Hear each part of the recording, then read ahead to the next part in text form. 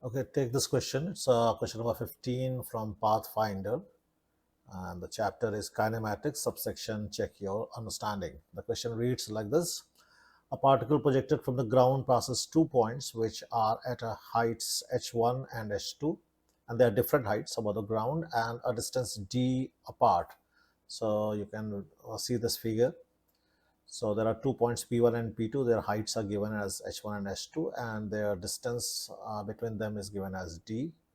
What could be the minimum speed of projection? So we have to find this U so that the particle goes through P1 and P2. So we have to find minimum U. Theta is not given. So we have to find U, the minimum value of U, so that the particle passes through P1 and P2. Now let's use a beautiful result from projectile motion on an inclined plane. So say this figure, this is an inclined plane.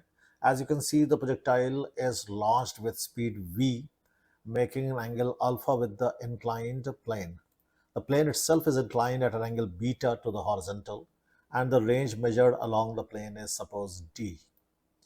Now from projectile motion, we already know that the range along the inclined plane is given by this relation.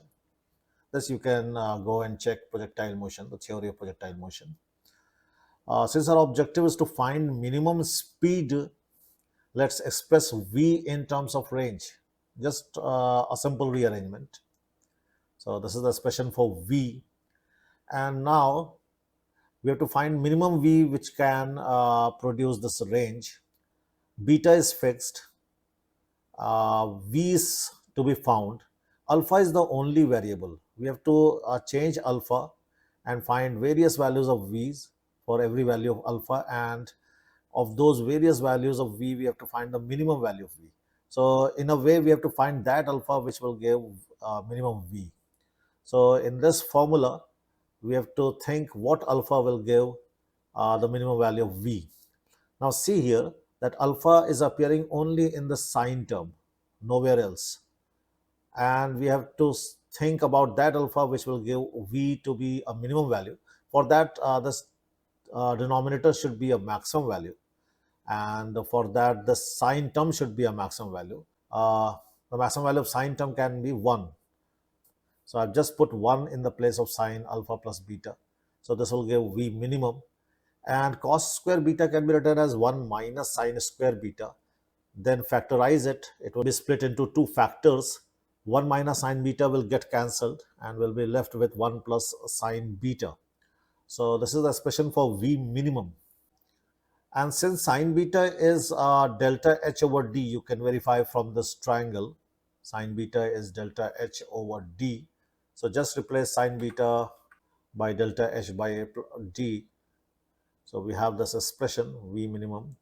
Now, this was not our original question, not at all. This is just a part of our original question. Where is the original question? Let's see. I'm just extending this figure to see the original question. Let's check that. Okay, I'm extending the figure. Concentrate. Okay, it goes like this. This is the extension of the figure. Now you can see the original question. And we are asked this u. In the question, u is being asked. So we have found v. We have to find u. U and v are related. You can relate them with the energy equation as shown, and then just cancel m term, multiply by 2. You have this. Now v you have already found. We have to find u. So simply put the value of v and just simplify this, and then you can get the value of u. So this is the minimum value of u.